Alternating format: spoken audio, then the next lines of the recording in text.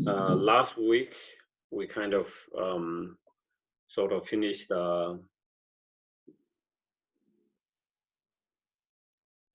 we have been going through the chapter 9 on the wisdom, and within that, at the very beginning, and there was some why we need to cultivate why it is important to cultivate that wisdom, realizing the emptiness of selflessness, and then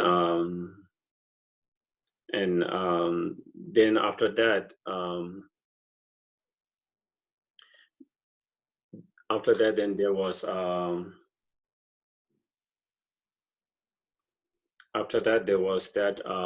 you call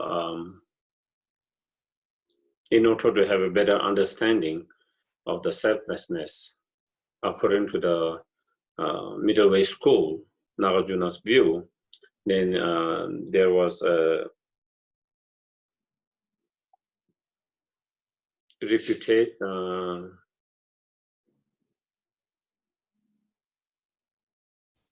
negations of some of the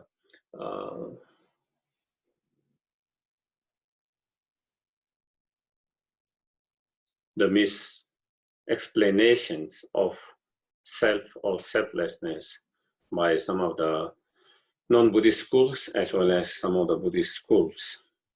And so through that kind of negation, then we begin to understand the subtle level of understanding of middle way schools. So then we begin to understand differences between them as we negate each of those different schools of their concept about self or selflessness. And as we negate, and then you begin to have a more proper and deeper understanding of middle school. After negating all of that, then Shandeva tried to explain the middle way Nagarjuna's own school, presenting that schools of the selflessness. And within that, when we explain the selflessness, then he explained by selflessness of persons and selflessness of phenomena in two categories. Persons and what? And then,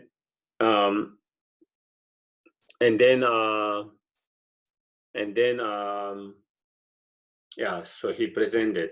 And in terms of the selfless of persons, I think we finished after last week. The presentations of the selflessness of the persons is completed. And from today, then Shandeva present from the Mind Holy School the selflessness or the emptiness of phenomena. And phenomena, of course, is all phenomena.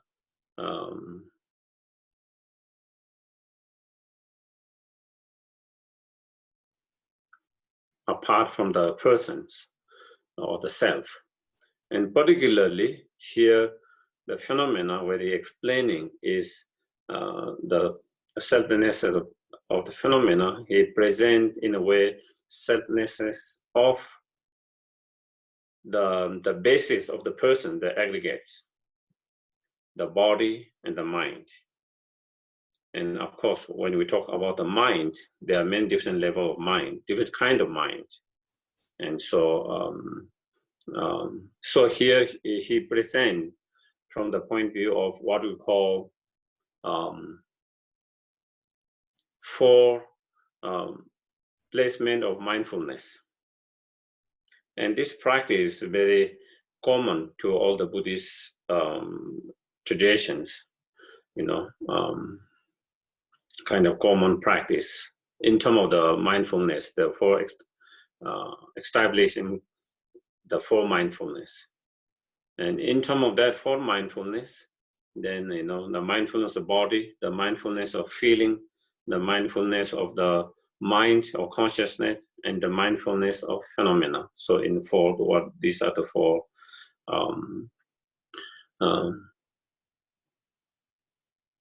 and generally, when those four mindfulness are presented, you know,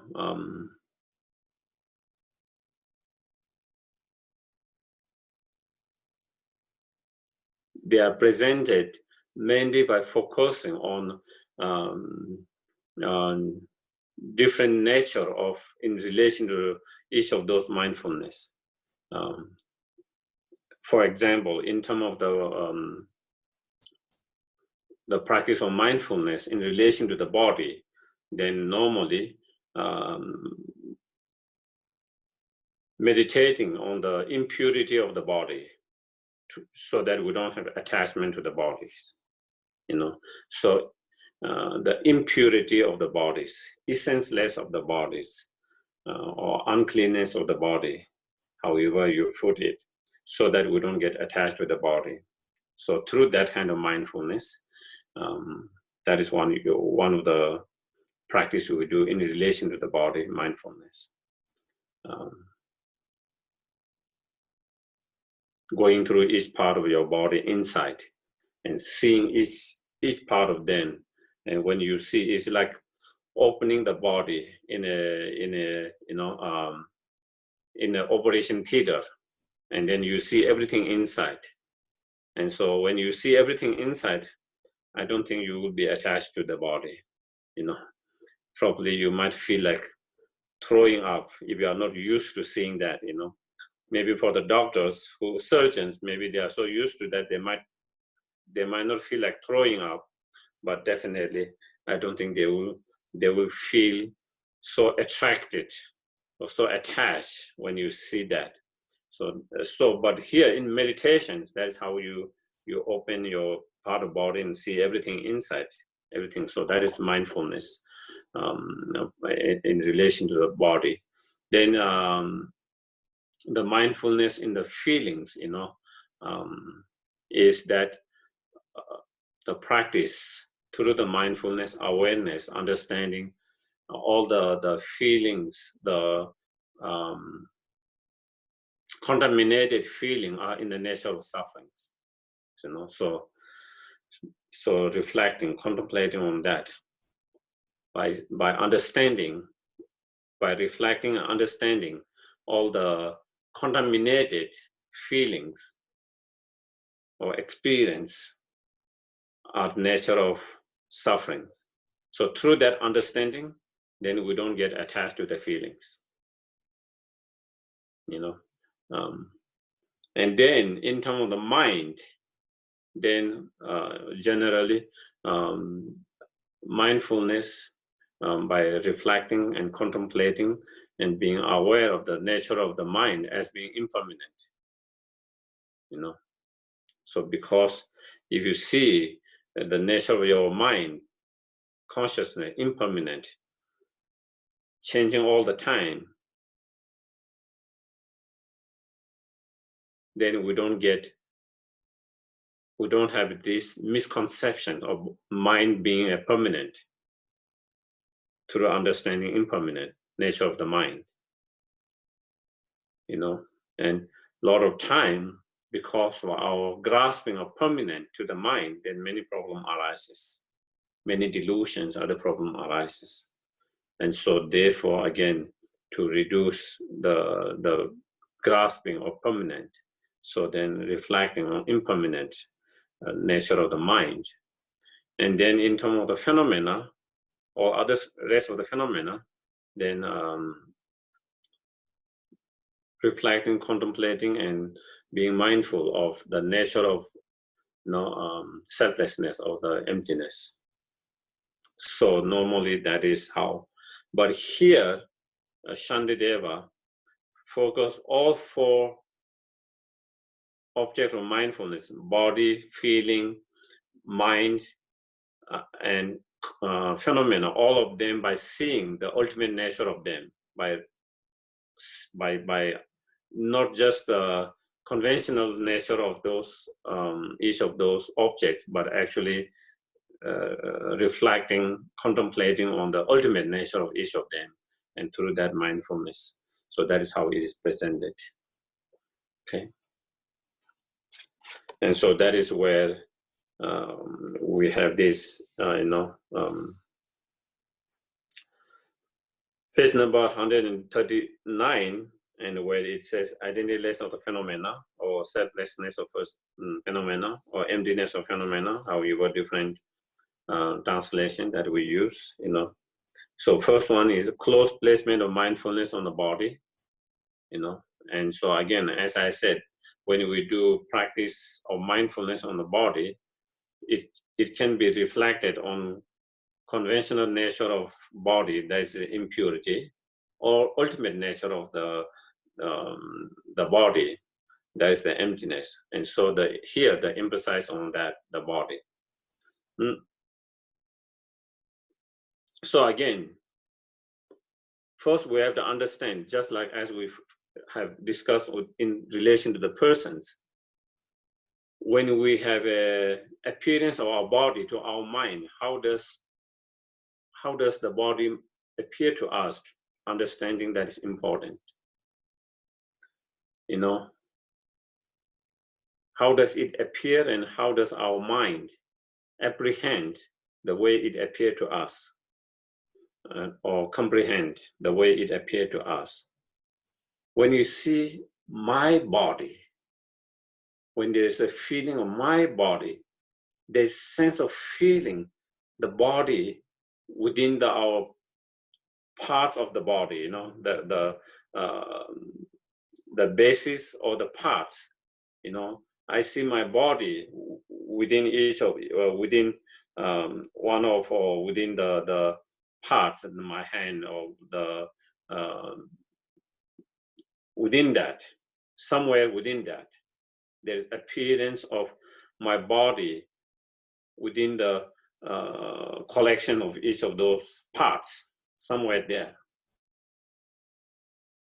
Objectively, from those sides, from those parts, such as our limbs and organs, somewhere there, coming from its own side, somewhere there, concrete, somewhere there you can pinpoint.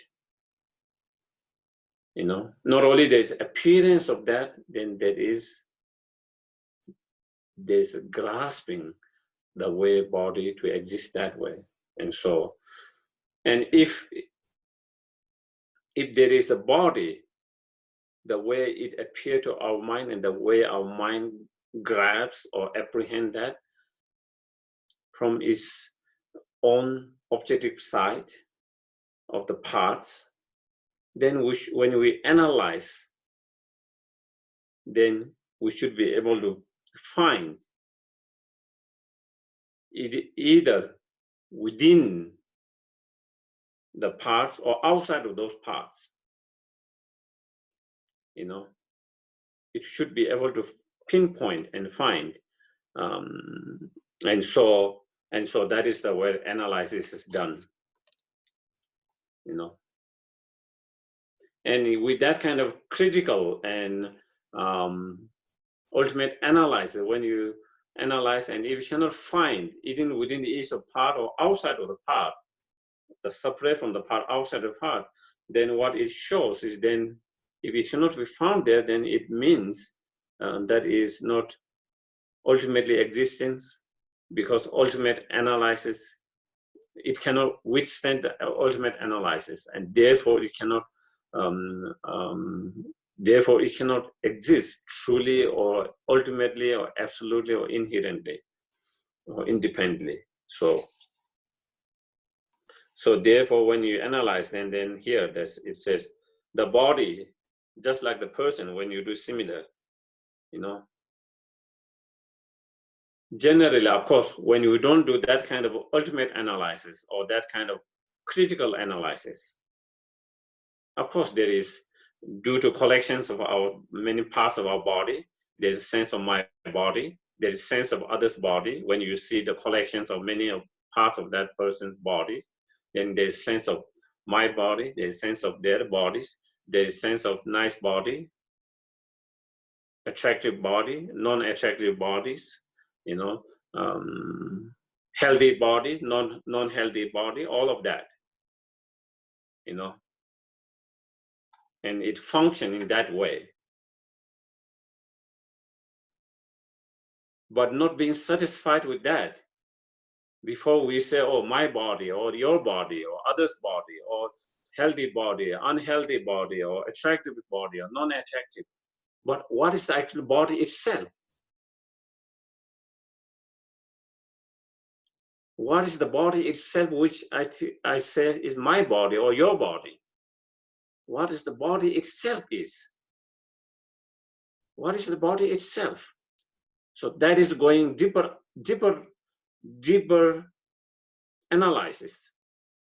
Normally, we don't go that kind of deeper analysis. There's already, we base on this body, on the basis of that body, then we begin, oh, it is my body or your body, or is it a nice body or not nice body? Is it a healthy body, not healthy body? We just make those kind of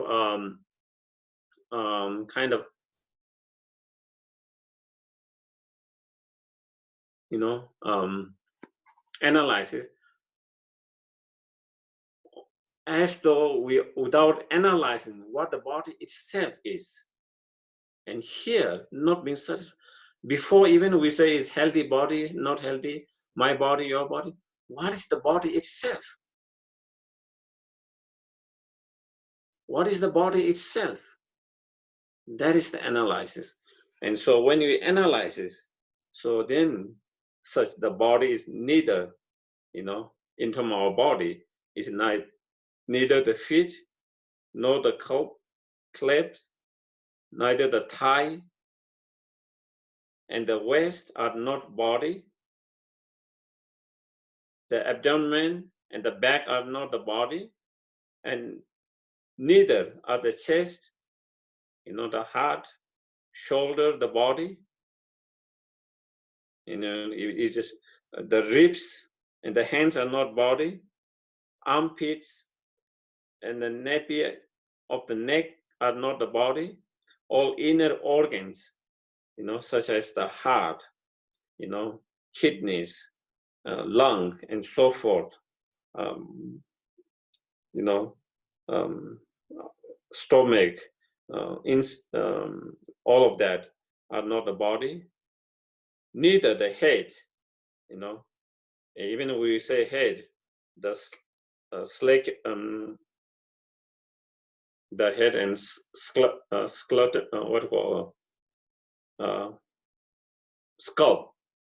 the brain, all of that, they are not the body. Nor the neck are the body. So when you analyze this,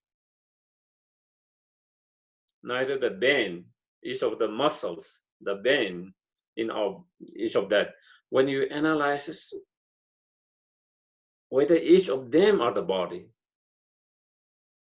each of them are not body. Each of them are not body. One, why they are not? If each of them are body, then there will be too many bodies, just like there are many parts of the body.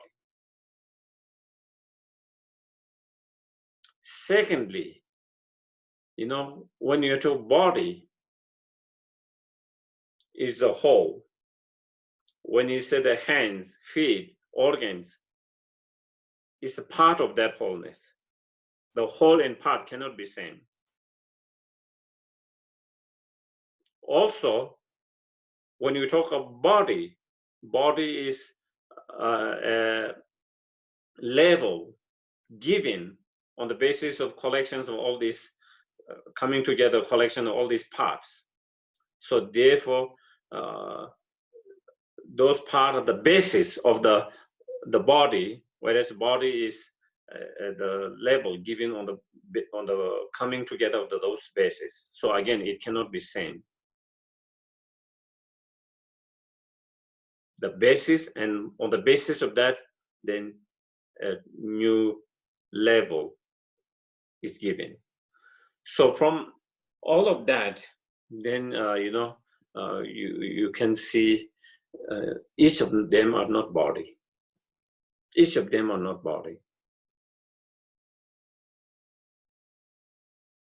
Each of them are not body. Neither there is a body outside of those parts.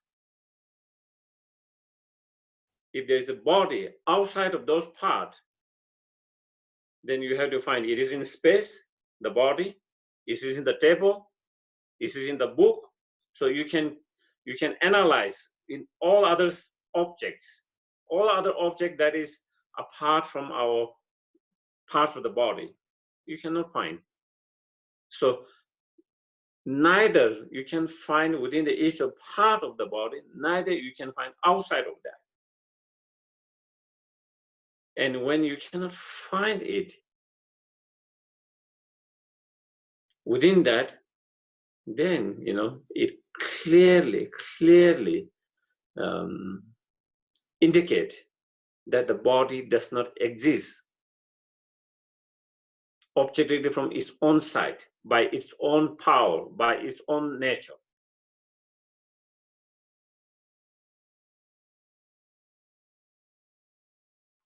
If something exists by its own power, by its own nature, objectively,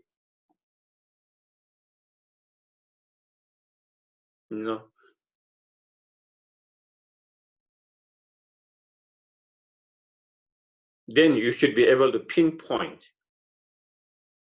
either within or outside of them. And if we were unable to pinpoint that, then that clearly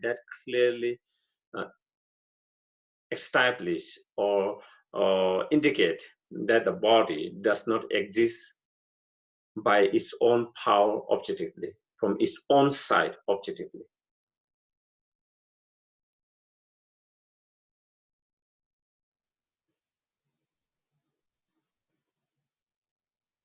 Or in another way, if it exists inherently by itself, then it means that it will not depend on other factors such as its parts. Is there a body which does not depend on parts? If you take away each part, is there a body?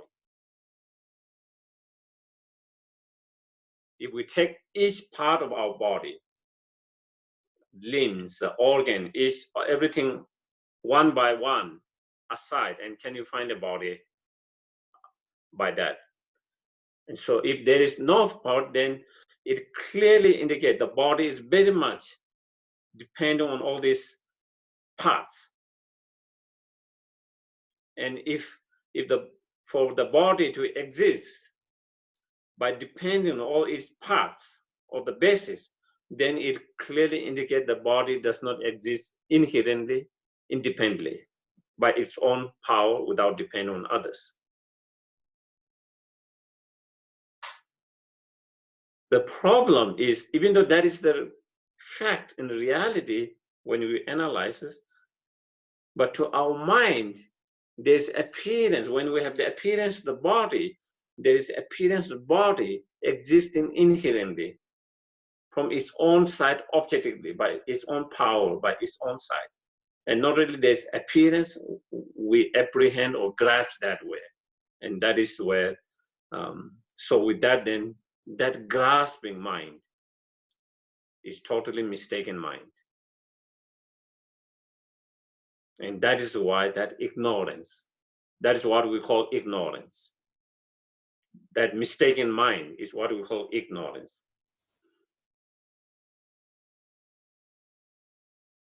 Because that is not how the body exists, but our mind actually grasps that way, totally against or the opposite of the way it exists, opposite of the reality. And so that is, so therefore what truly exists in body is there among this part. And so, there is nothing that truly exists within its part, the body. Again,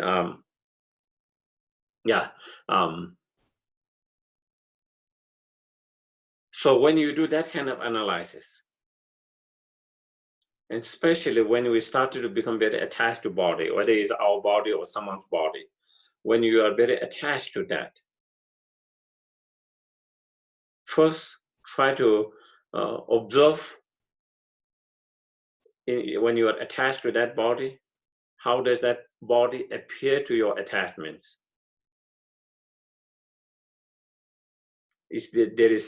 Or how your attachment grasps and cling to the body when we're attached to it. There is a sense of believing and grasping there is, attractive, beautiful body that we're attached to from its own side, objectively there. There's that sense of that.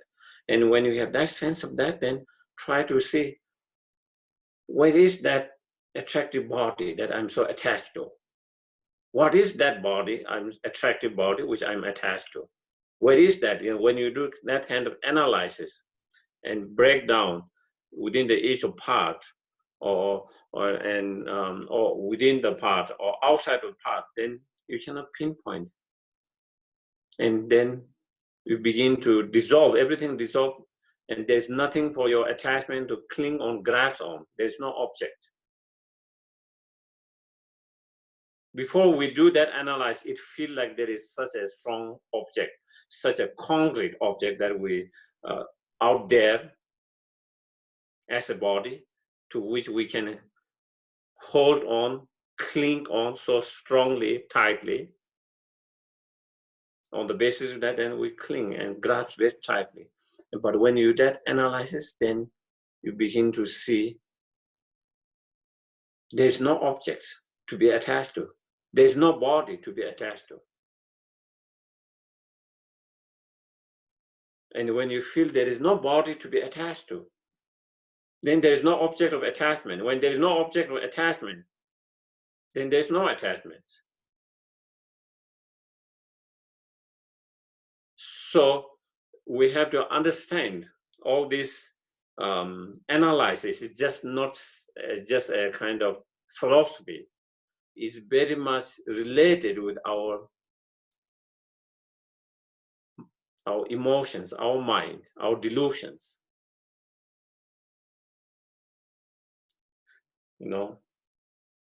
So yeah, and so that is the next one, verse number 80.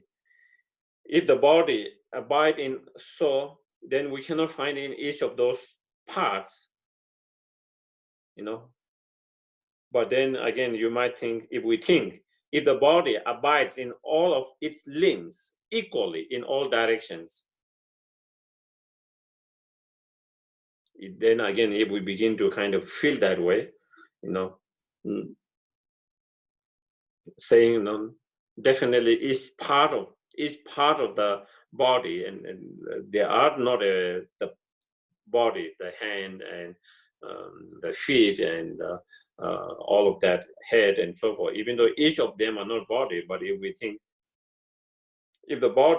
but then maybe we think the body might be abiding in its limbs equally in all directions, If we think that, again, that is also mistaken, because also that cannot withstand the analysis, because indeed, then I could say that all part of the body abide in the part of its limbs.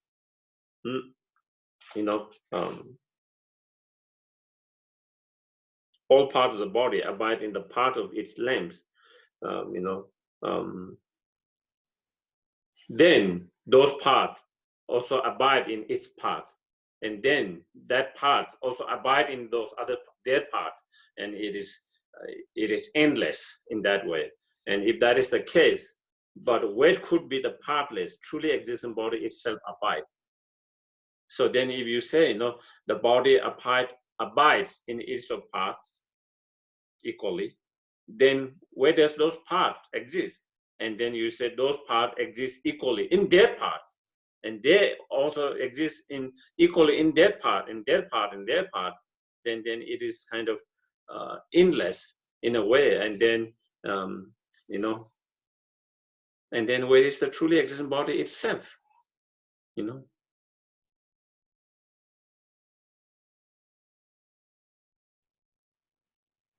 And so then it cannot withstand that kind of analysis, then you cannot find, you try to, it's like, you say it is in the house, then where in the house, then you say on the table, and then you don't see where in the table, and then you see under, and then it never come to really see where it is, and so therefore, if something is truly existent, then you should be able to pinpoint and find there, and pinpoint and locate and pinpoint, but that is not it. And so it said it would have to exist independently of its parts and unrelated to them, if that is the cases, but that is not the cases, there is no body that is separate and unrelated from its parts. There is no body which is separate or unrelated from its part that exists or that abide equally in each of those parts. So what here it is, neither the body can be found within each of the body, within each of its parts, neither separate from those parts. Neither separate from those parts. Then again, if we think, and if the entire truly existing body, if the body abides separately in each of individual parts, such as hands, and then there would have to be so many bodies as there are parts. So as we already discussed, if the whole body if we say either, so if we say neither each of part is body, neither there's a separate body abiding equally in each of those parts. But if we say the whole body exists in each of those parts of the body, then again, that is also, that cannot withstand reasoning, because that will then means, just as there is many parts of the body, there will be equal number of the body as the parts, because the whole body if exists in each of them. And again, that cannot, our experience, so then there will be, hundreds of your bodies. So then if there is no truly existing body outside or within, so outside of your parts of the body, or within your parts, so when we analyze, we couldn't find within the parts, neither outside of that, how could the hands and so forth have such body at all, so then how can you can say there is body within the hands and each of those parts, when if there is within each part, then when we analyze on deeply, then we should be able to find either within them or outside of them, but that is not the case. So then, therefore, you cannot say that. Also, since it is not same thing, different from the hands and others part, how could a separate body unrelated to its parts exist? So, in short, neither it exists within each part, or neither separately outside of those parts, which is unrelated. Again, it is very clear, outside of our parts of the body, there's no sense of feeling of my body. When you see someone's body, you don't feel your body. When you see this chair, you don't feel like it's your body. When you see your books, you don't feel like it's your body. When you see all other objects, you don't feel it, because they are unrelated in that way. So therefore, there is no body which outside your parts, which is separate and unrelated. And so in the short, when that kind of analysis, the body cannot be found either within its parts, neither the outside of its parts separately. And so then if we cannot find that way, then it clearly shows, indicate that the body is just not,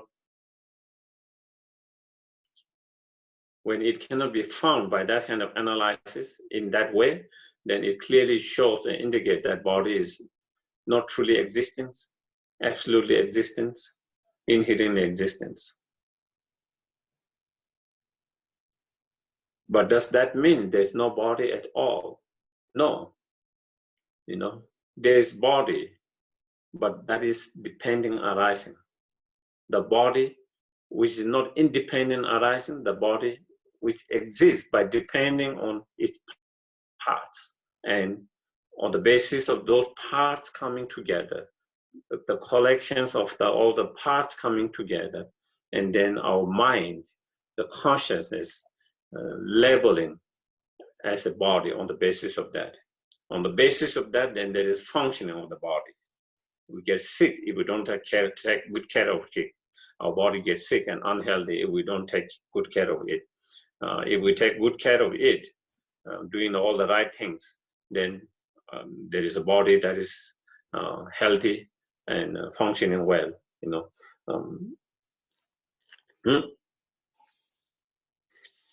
And then edited. Therefore, the body is not truly existent, but through being confused about its hands and other parts, a mind that mistaken them for truly existing body arises.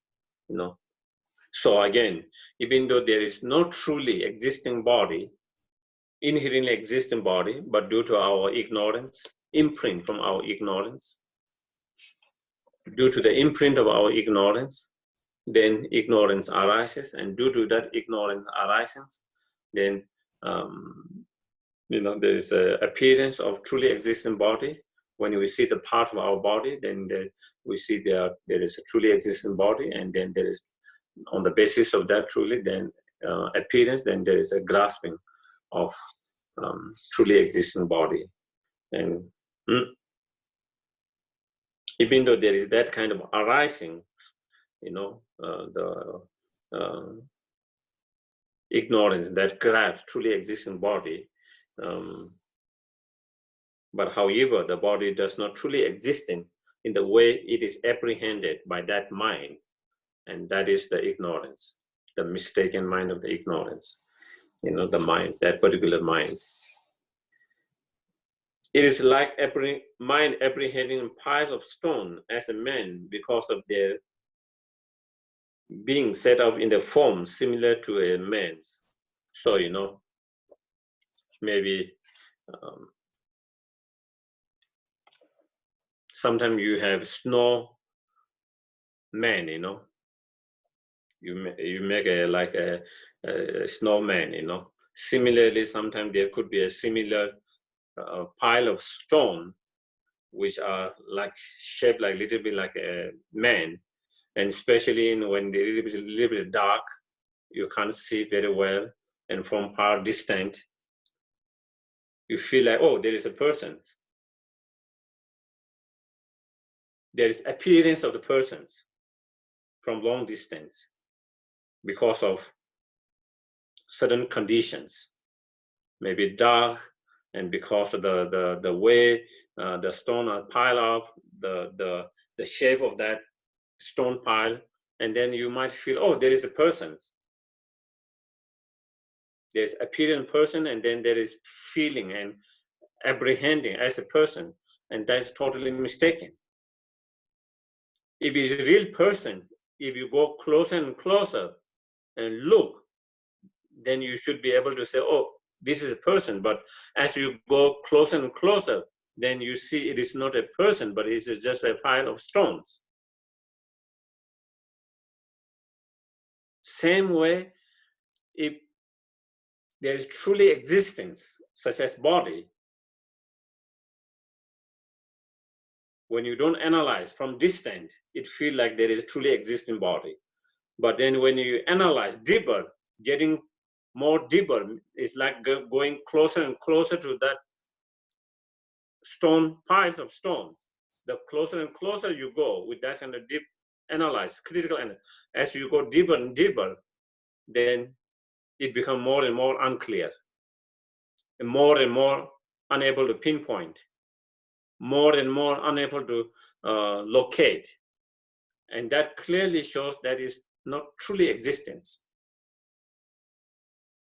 If something is truly existent, the more deeper you go, the more clarity it has to be.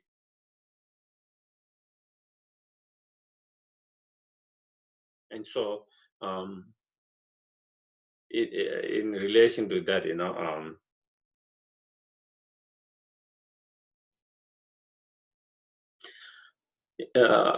close to Sera, in Sera Monastery, there is a area where there used to be a water running, a small bridge, and mostly though nowadays there's no water running except in summer when there's rain, and it is a very small bridge, not too far away from the monastery. And there is a stories, about ghosts around that area. Of course, who knows whether it's true or not, but there is a story about ghosts being there. And I heard one time one of the monks went to the town, or for whatever reason, whether he went for shopping or whatever, and he was coming bicycling nighttime, and then he saw just by that bridge in the middle of that something, some image, and to him it appeared like a spirit, some kind of ghost. And of course there's a fear, and he didn't know what to do. There's a fear, but of course he had to go back to the monastery. He can't go back. He had no place to go back. He doesn't have home to go. So of course it's a ghost. When you talk about ghosts, they don't have a physical body, just a spirit. So he kind of almost closed his mind, and he said he would just drive through that ghost, because it is not physical. So he went that, and then there was moo sound, and it is a cow sleeping in the middle of the road. And so, due to his story about the ghost there, that is in his mind, and it's dark, so from distance you cannot see very clearly. Even though it's a cow, it was dark and distant, so it is not so clear. And because of that fear that you heard about ghosts, so then it started to appear like a ghost.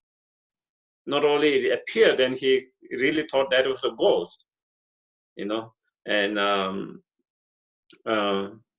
so this is another example, or similar like that.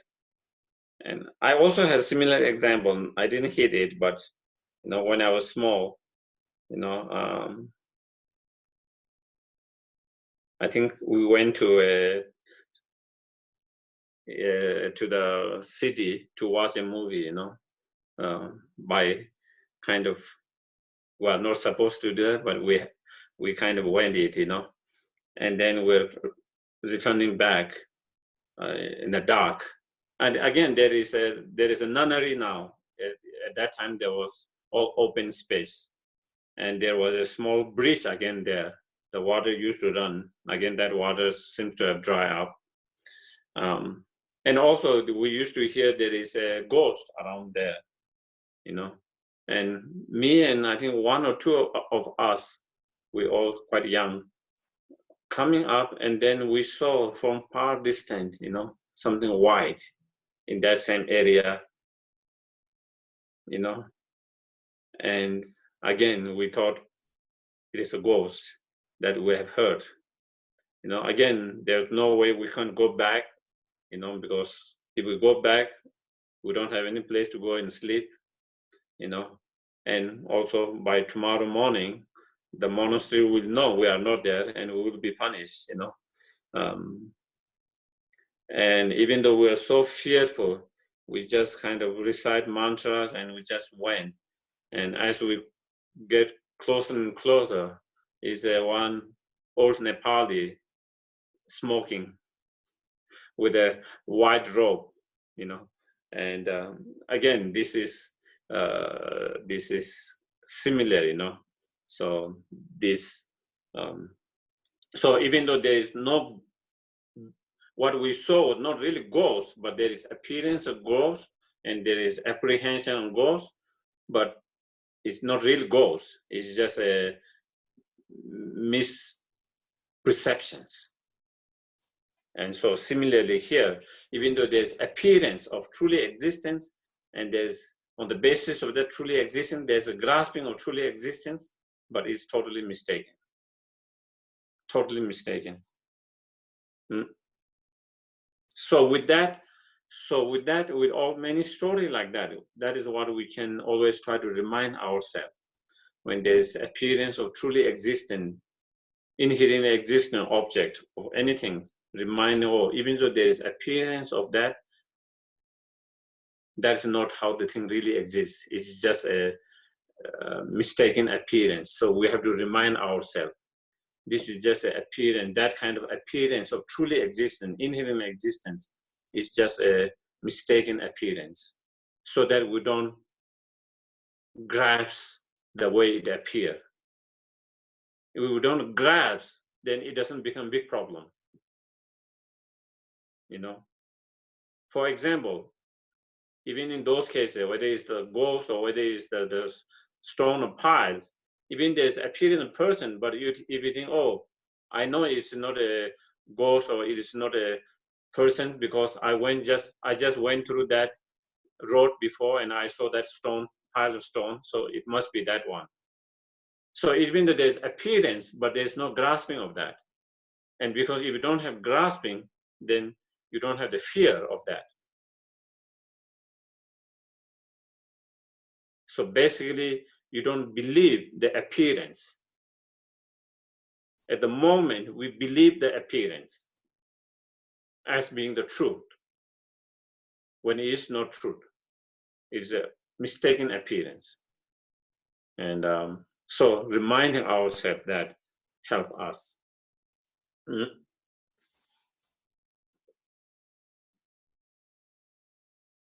So so again, continue 84. So will the hands and so forth appear as truly existing body for as long as the cause of condition to mistake them for a body are present. So again, just as in the as long as they're the cause for the mistaken to happens, such as as I mentioned, the shape of the stones, the finding is similar to the person's. It's a distant, it's a dark. So when all these conditions are there, then there is bound to have that kind of mistaken appearance and mistaken grasping. Okay, if all cause are not there, maybe you are close enough so that maybe you don't see that as a person, or maybe there's a light, it's not dark, so then you can see, oh, it is just a pile of stone. Or maybe the shape is not so similar to persons, then maybe you might not be seeing that. But when all these causes are there, then there's a cause to mistaken, then we get mistaken appearance and mistaken grasping. And sometimes in those cases, also the fear also play factors. I've noticed, when I was young, because of the fear, because we heard a lot about ghosts when we were young. Sometimes even some of the bushes from far distant, again, it appear like that, So similarly, when we have the imprint of the ignorance, the imprint from the past of the ignorance, and then the objects, and then not realizing the true nature of the objects, the phenomena, and when all the cause and condition are there, then there is a cause for that mistaken mind to arises. But once when the cause are reduced and overcome, then the mistaken is also reduced. So through that understanding, non-truly existence of the body, then we try to not to get attached to the body and overcome the attachment to the body. So even though then maybe even we don't get attachment to the body, but then maybe we might think even the body is not truly existent, but maybe each part of this body might be truly existent, and then attached to the part. Maybe we don't get to the, even though we might not get attached to the body, but maybe we might get attached to the skin, for example, or the face, or any part of that, the legs, or any part of that, So again, to say not only the body is not truly existing, even each of those parts is not truly existent. And so to do that, again, we do same kind of analysis, same kind of investigation. So here, 85, just as the body as whole is not truly existing, how can the hand to be truly existent though? So such as the part of the body. So also the part of the body, such as the hand, is not truly existent. Even the hand, if you try to do same kind of analysis, where is the hand? Instead of saying, oh, nice hand, smooth hand, my hand is quite smooth. So smooth hand, small hand, my hand is quite small.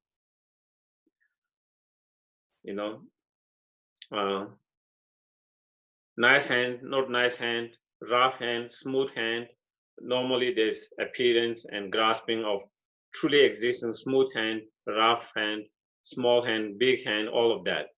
But before that, what is the hand itself? What is the hand itself?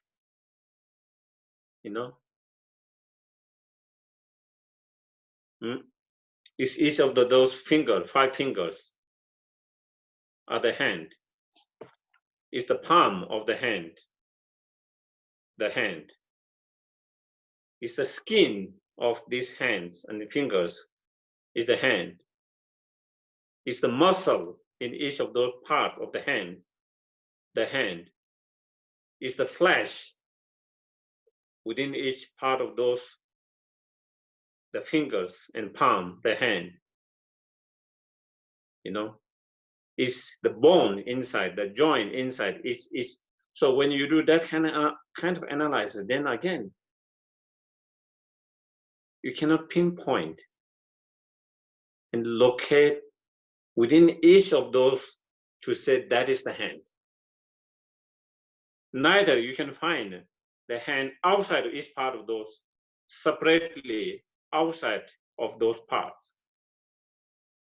And so again, when you cannot find with that kind of analysis, again, it clearly shows that is not exist from its own side by its own power. It only exists by depending on each of those parts. So they are only composed of fingers. So they are only, the hand is only imputed by your mind on the basis of collections of each of those fingers, the palm, and the bones, and the skins, the flesh, the muscle, all coming together, composing collections of all these parts together on the basis of coming all these together, then the mind impute that as the hands. That's how it exists. But that is not how it appears to our minds. When there is appearance of our hand, does it appear that the hands as that is collection of all these parts on the basis of collection of that, then our mind impute as a hand, and through that is how hand exists, through imputation by coming together all collections. It doesn't appear to us that way.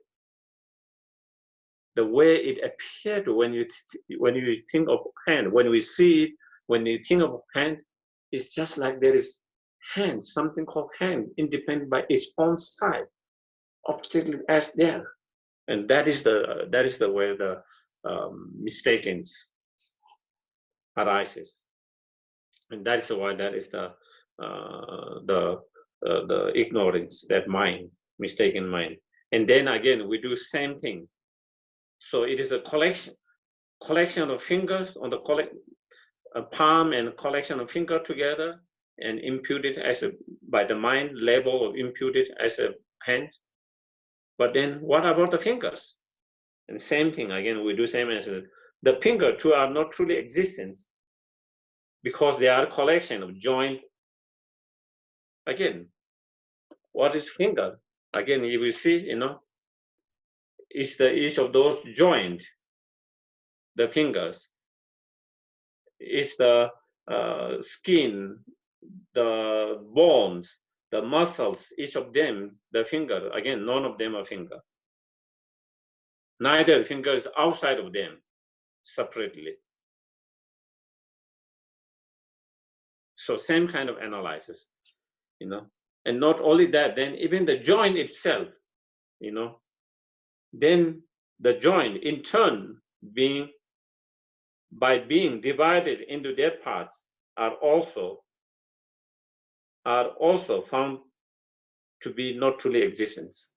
Again, the joint can be also divided into its parts. Again, if you analyze whether each of those parts that make joint is the joint, then again, neither the joint is outside of each of them separately, Then 86. Likewise, each part of those joints, those parts are divided into atomic particles, So again, we can go more and more subtle. And then again, is each of those atomic particles that object? Again, it is not. And even those atomic particles can be also divided into a directional part. For example, you can say most tiniest particles where you cannot divide anymore in terms of physically, okay? In terms of matter, physically is so tiny, so small that you cannot break anymore into two pieces. But even with that, such a more subtle particles, still it has a directions. The direction of the south part of that particle, north side of that particle, east side of that particle, west side of that particle, upper side of that particle, lower part of that particles. And then if I do again, that particle is the right side of the particle, that particle is the west side of particle, is particle. So when you do analysis, that again, neither of each of those directionals, 10 directions, neither of each of those directions are that particles. Again, therefore, and neither that particles you can find outside of each of those 10 directional parts.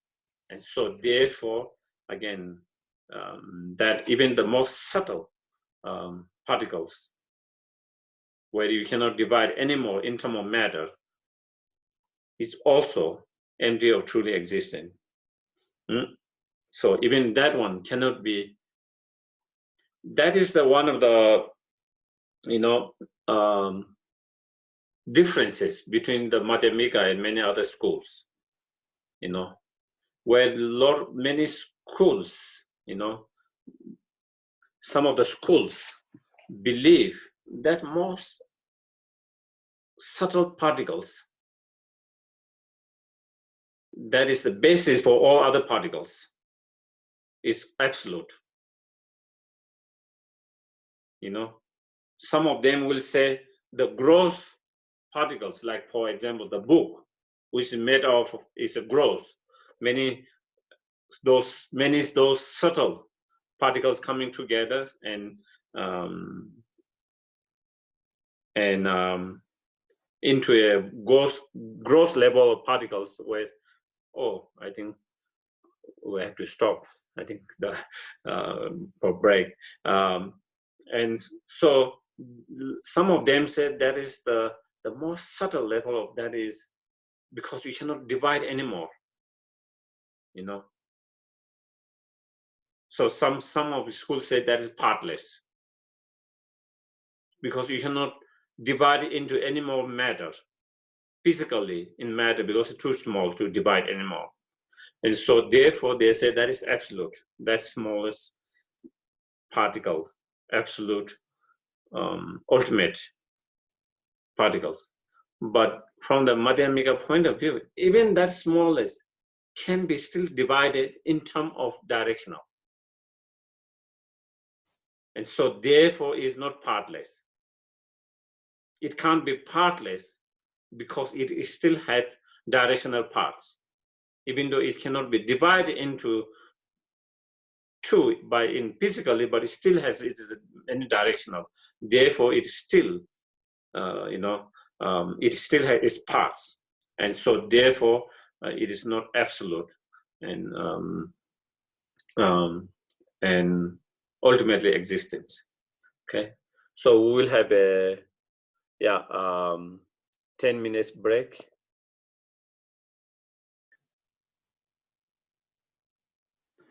Okay, are we ready?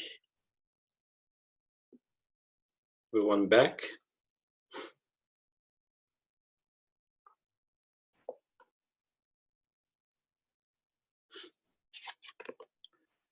So I think there was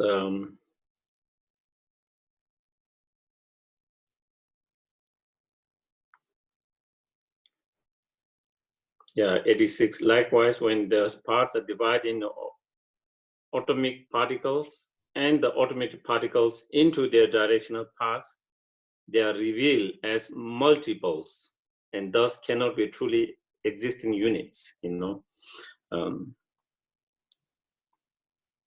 Each of those objects depends on its parts for that object to exist as it is. And when that object depends on its parts, then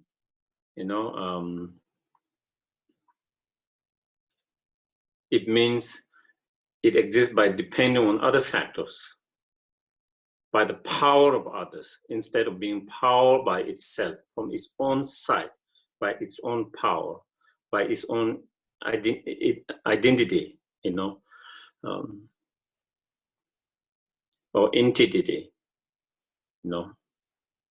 And so therefore, it cannot, therefore, all the object cannot exist by its own side, by its own power, by its own entity without depending on others' factors. And therefore, they cannot exist truly existence. Even when the directional parts are divided up, they are found to be devoid of any truly existing parts. So even the directional part, again, even the directional part, again, that can be divided into its own parts. And again, so when you analyze it, then you cannot really pinpoint and really find anything. And so therefore, hence, they are found to be an empty as space. And so even atomic, the more smallest or subtle particles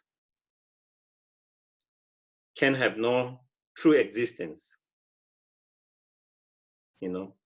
So just as space is merely empty of something that can be touched, something that can be abstracted. So space is merely empty of something that can be touched, something that can be abstracted. In the same way, all those phenomena are merely empty of truly existence or inherently existence. Like the space. And so therefore, they are not truly existent. They all are like a space, empty of truly existent, inherently existence. Thus, although the bodies appear to be truly existent, in fact, it's not. Even to our ignorant mind, even though our ignorant mind, it appears to truly existing, and our ignorant mind apprehend truly existing. But in the fact, when we analyze with more deeper analysis, with that kind of critical analysis, then they do not exist truly or inherent existence. And so therefore that mind is totally, mistaken and deceiving, So 87, therefore, who having analyzed it, when we analyze deeply in that way, would be attached to this dreamlike form, So in the dream, even though we might have dreamed a beautiful body, beautiful persons, and when you don't realize it is dream, we could be attached to it. But once you realize, oh, it's just a dream, when you wake up, oh, I was just dreaming, then your attachment is no more there. Because you see whatever beautiful body, beautiful person that you are attached to, it is just a dream. Similarly, when we realize all the objects, and here we are talking about particularly body, attachment to the body, but body or any object of attachment, when we see all those objects like a dream state, like a dream state, then we don't get so much attached. And so there's no reason to get attached to them. And so that is how we overcome attachments. So would be attached to this dreamlike. And when in this way the body is not truly existing, how can the distinguish be made into truly existing male and female bodies? So when you analyze it that way, within the male body, within the female bodies, all of that, then there's nothing to be found.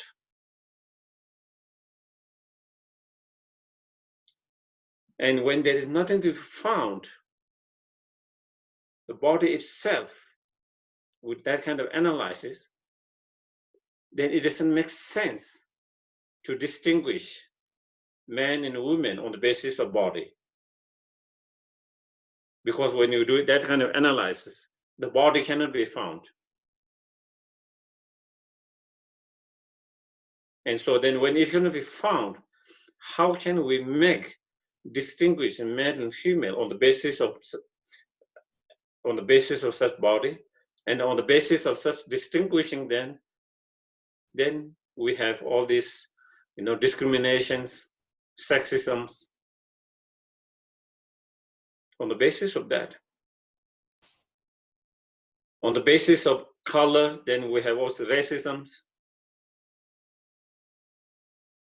All this arises from all this by discriminating and distinguishing all this, distinguishing the colors of skins, distinguishing, of different bodies, male and females, or all different kind of distinguishings on the basis of that. And on the basis of all of that, then we have discriminated mind arising. On the basis of those discriminated mind, then a lot of hurt, harm, damage is done in the society. So much divisions is created. So much disharmony is created.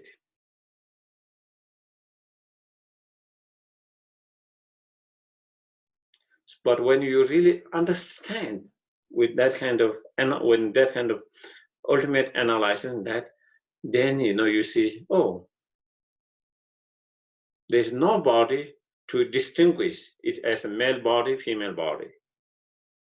There is no body to distinguish as a dark colored body or light colored body. There's no body to distinguish as a attractive body or non-attractive body.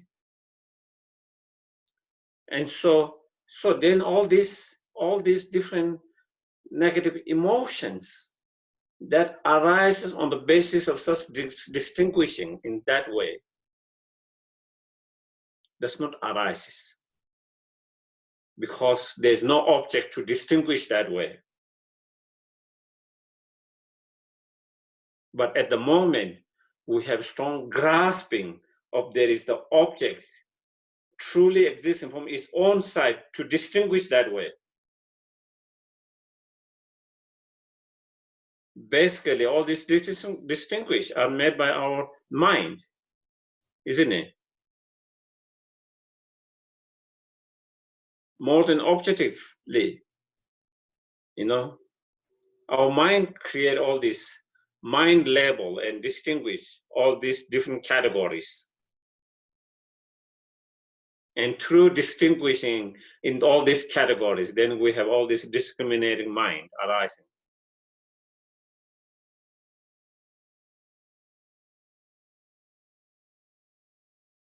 Instead of being able to see all as a human being, we make all these distinguishing. Instead of seeing all as a sentient beings, again, we distinguish. And on the basis of that, then all of that problem arises,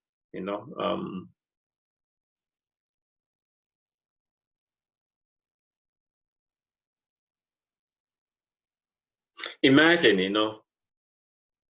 if we have never met in this society, such as distinct male, females, brown color, white color, but we all see as a sentient beings, human beings, we wouldn't have many of the problem of all this discriminating at the moment that we have.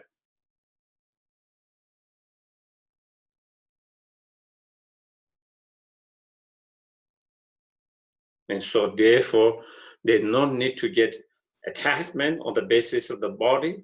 There's no attachment.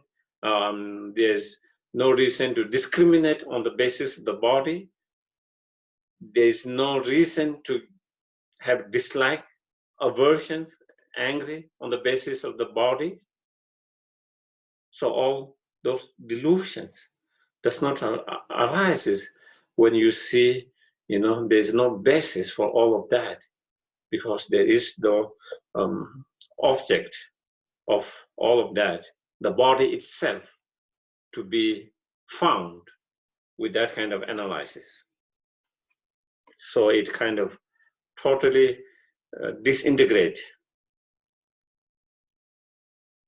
the object of such attachment, discrimination, dislike, and all of that on the basis of by holding that is truly existing body.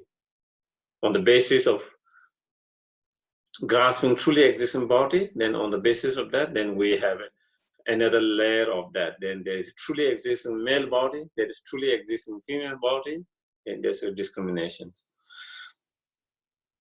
There is truly existing,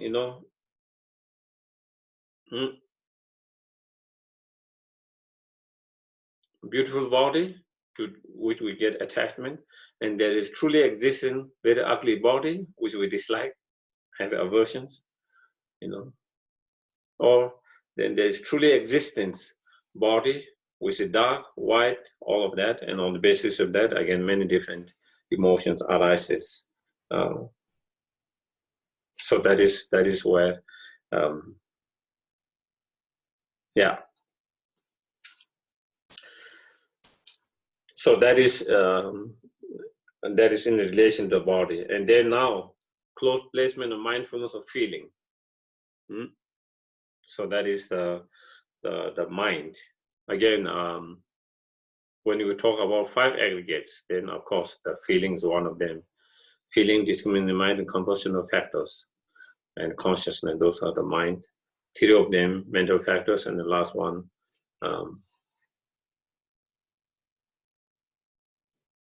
primary consciousness. So here, feeling. So feeling is one of the mental factors. When you talk about consciousness, consciousness is a big subject. So there is primary consciousness and there's mental factors. And within the primary consciousness, then there is 5 sense primary consciousness and mental consciousness, 6 of them. And then within the mental factor, there are, depending on different commentaries, the numbers kind of change a little bit, but most of them 51 mental factors.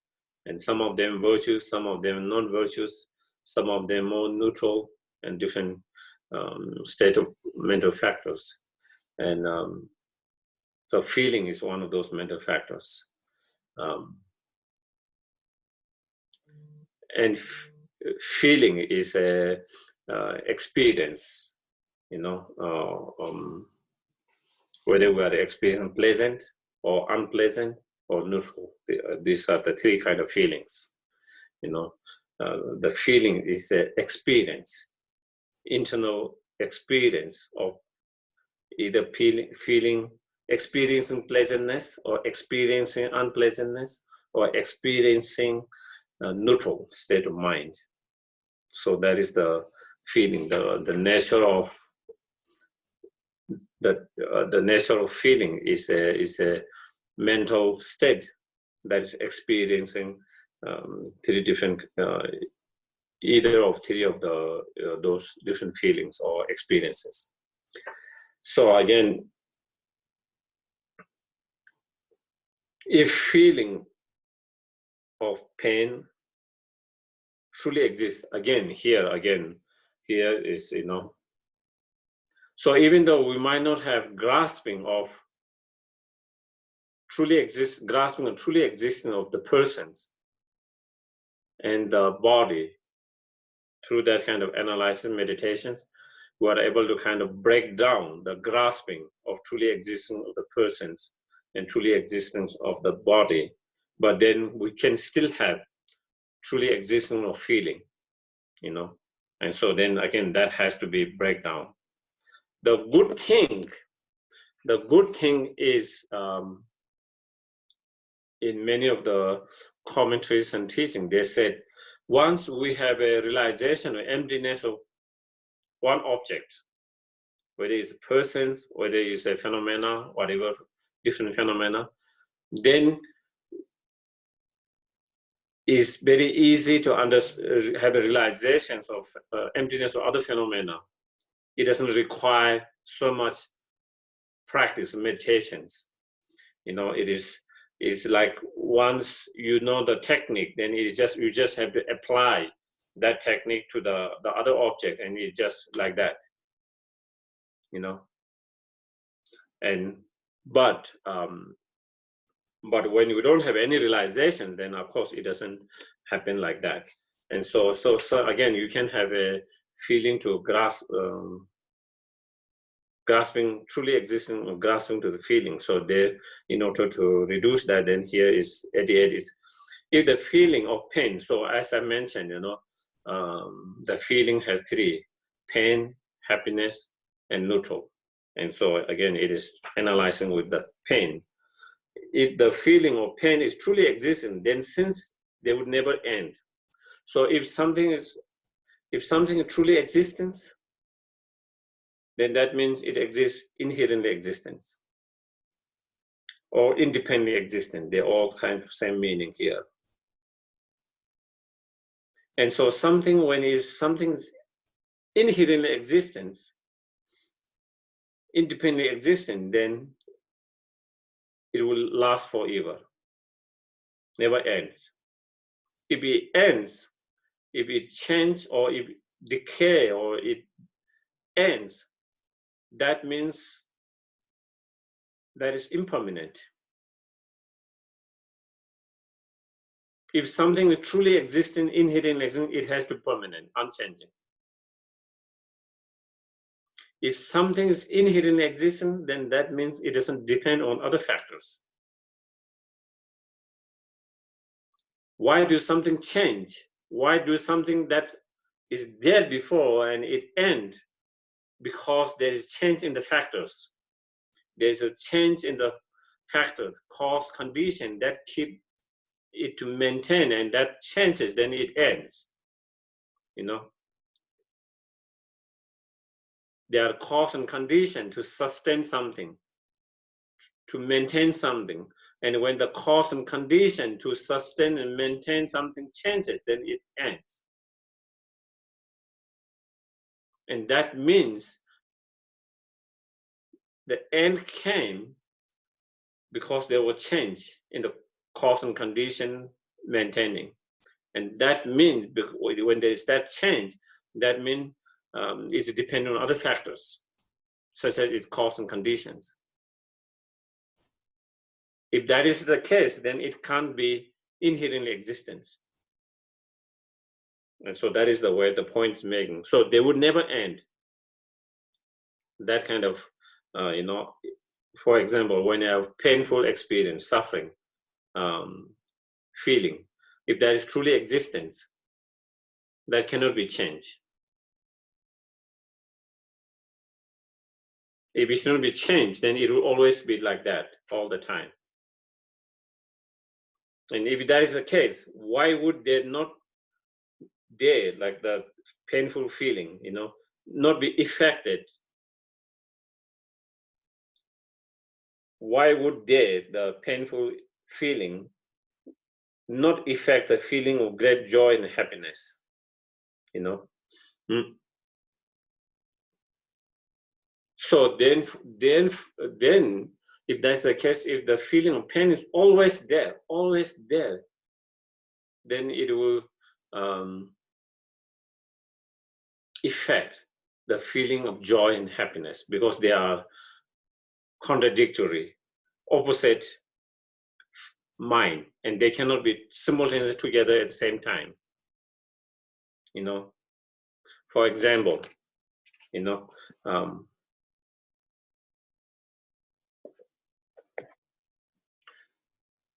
I can be happy one moment and I can be sad another moment.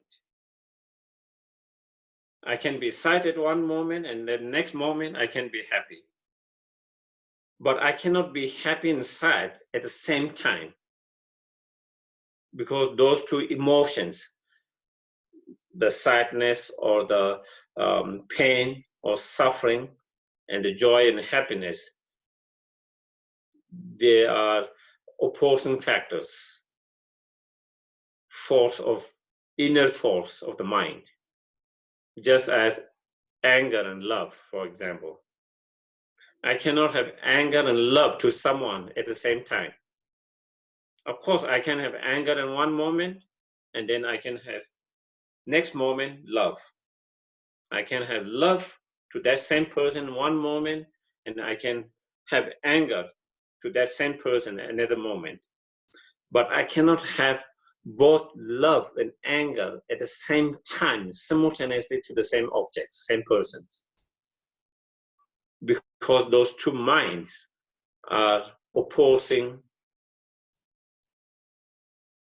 contradicting, opposing mind. Same with this feeling of joy and pain. And so if the pain is truly existent, it will always be there, and therefore it will affect the joy and happiness. And that means, you know, making it impossible for them to arise, ever to arise. So therefore, joy and happiness will never arise within our mind. But our direct experience shows it's not the case, isn't it? We have a painful experience now, and then after some time, we can have a joyful experience. Isn't it? Is that our experience? That seems to be my experience. I don't know your experience, you know.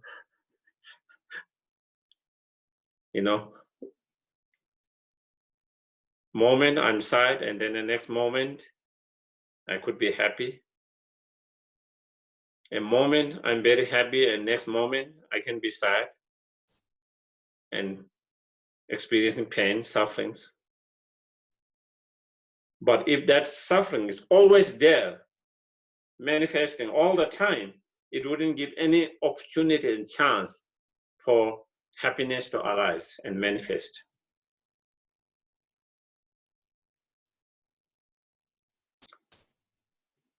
But if there is a strong feeling of pain manifesting, and after some time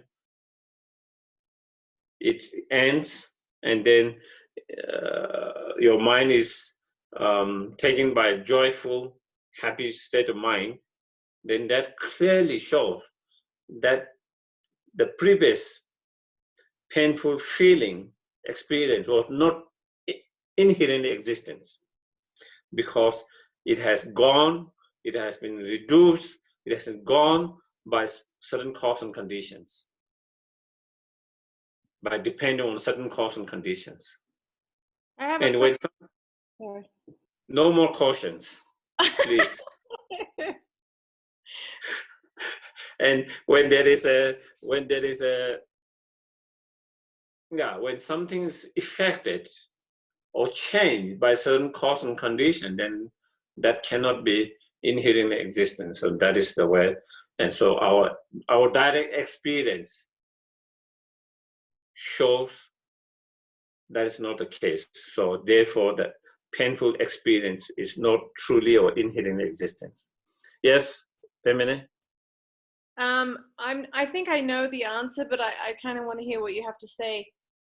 Because, you know, in our experience, everything you're saying, for me anyway, is true. You can have joy 1 minute and be sad, and you can have pain and all of this stuff.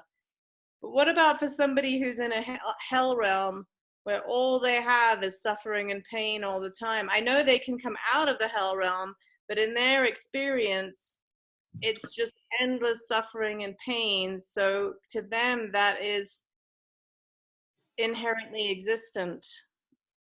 Even they are experiencing suffering, the level of suffering changes all the time. Oh, okay. If it is inherent existence, that will never change. Okay. Why the level of suffering changes? Because there is certain change in cause and conditions. So even though they might be experiencing suffering, you know, sometimes they're experiencing very intensely, and sometimes they experience a little bit less. Again, next, more intense. Again, a little bit less. Again, a little more intense. So there is even kind of joy. Sometimes it can be like that. Even when we experience joy and happiness, it can be intense, or it can be subtle. It can be more subtle, different level of joy, a different level of happiness, depending on cause and conditions. And so therefore that clearly shows, again, it's not inherent existence, because it's not that suffering is same all the time. Okay. Yeah, it's all based on karma, like you're saying, on the causes and conditions. Yeah, causes, conditions. You know, let's say when we have, whether ourselves or animals, even let's say, you know, when you have health issues, for example, you know, until we are fully recovered from that, maybe we experience physical discomfort from the sickness. But that pain or discomfort is not always same level. Yeah. Sometimes it's less painful, sometimes it's more painful, depending on how we move, depending on what kind of elements, different things, cause and conditions, it changes. Even though it's pain, even though it's discomfort, but level of discomfort, level of pain changes. Yeah. And that depends on many causes and conditions.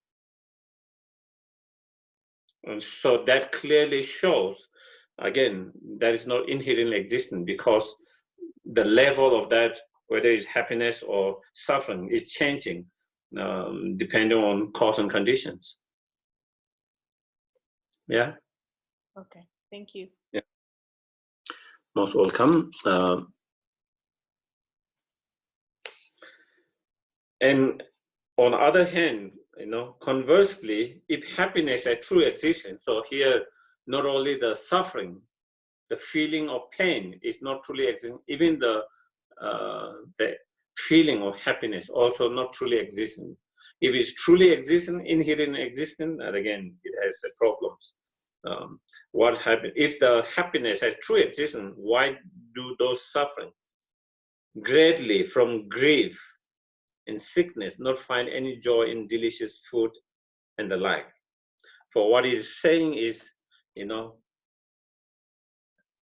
if happiness is truly existing, then again, the happiness will be always there, always there.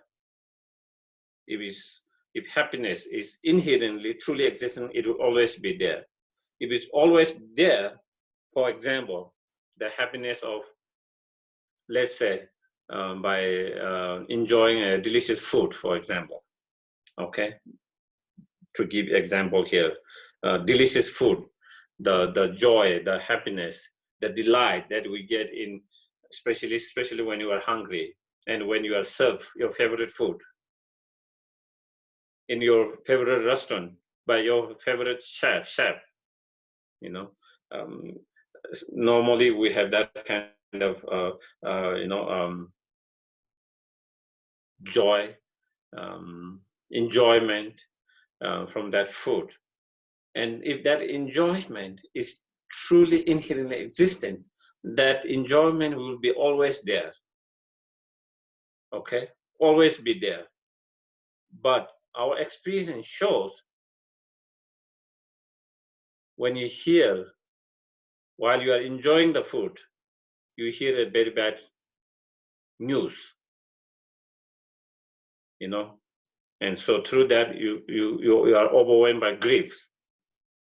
You heard your family members, friends got sick, diagnosed with cancer, or someone passed away. So then you are overwhelmed in that moment by grief. And when you're in that state of grief, now you don't have, even you are having the same food, you don't have the same level of the enjoyment that you had before. Do you get it? The food that you get so much enjoyment before, that now there's no more. When you're in that state of grief, you don't have any more. That changes. And so because the cause and condition changes, and so therefore it clearly shows that enjoyment that we get from the food is not truly existence. And all others happiness and joy, that changes, due to certain cause and conditions, cannot be truly or inherently existent. So that is what is said. They should, if happiness is true independent existence, but they clearly do not. If the happiness is inherently existence, then definitely it will be independent existence. If it's independent existence, then it will not change by depending on other cause and conditions. And if it doesn't change by depending on other cause and conditions, then it will always remain there. But that is not the case. Our direct experience shows when we are overwhelmed by griefs, sadness, due to hearing such news, whether we have been, let's say, whether we have been diagnosed as a cancer ourselves, when we hear that kind of news, we are overwhelmed by that. Or when we hear of someone else that in that kind of things, then we don't have any more same level of the joy from the food. And that joy, fullness has gone. It was there before, now it comes to the end because the grief, the sadness.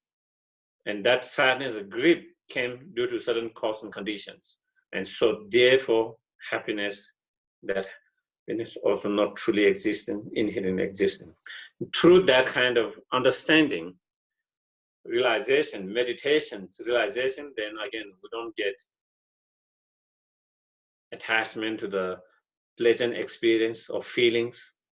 Neither we try to get aversions and angry towards the unpleasant feelings.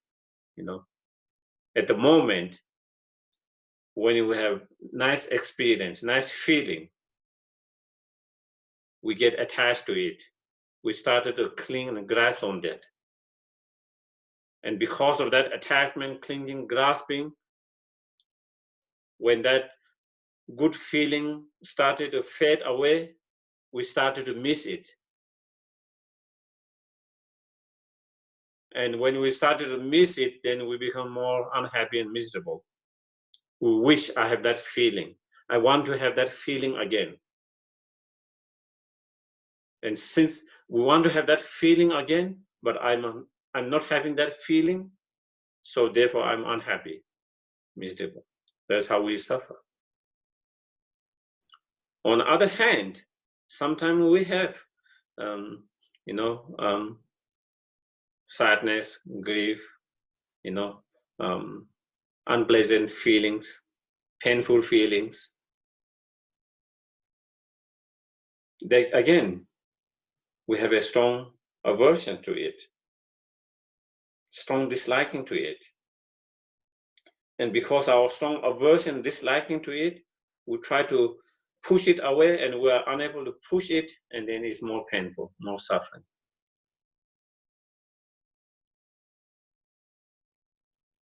Because you wanted to push it away. You want to distance yourself from that feelings, that painful feeling, that discomfort. But because we are unable to do it, then it's more struggle, it's more pain, more sufferings. But once we understand, you don't have to have any kind of disliking, aversions to that unpleasant feeling, because that unpleasant feeling is not truly existence. Neither you don't have to be attached to the good feeling, because they are also not truly existence. Both feelings, if you try to analyze with what similar analysis we did with the body, and with each of the part of that also, you cannot kind of find within each part, you cannot locate within the part, and there is no feeling to cling on and grasp on. If you don't have any feeling, the object to cling and grasp on, then there's no reason to be attached to some of feeling, and there's no reason to be aversion towards some feelings. And where you don't have that kind of attachment and aversions, you don't have to suffer so much. So again,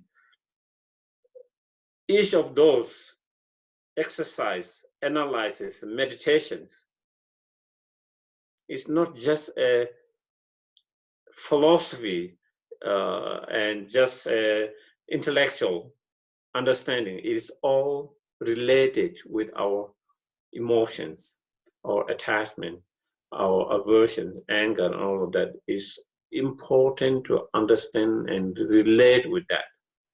So therefore, then we understand, even though it's difficult, why it's so important to understand that? Because it's so relevant and related with our feelings, our emotions. If we don't understand, then you think, well, it is difficult to understand and I better to just give up. Because we don't see importance of that if you don't really see the connection in that way.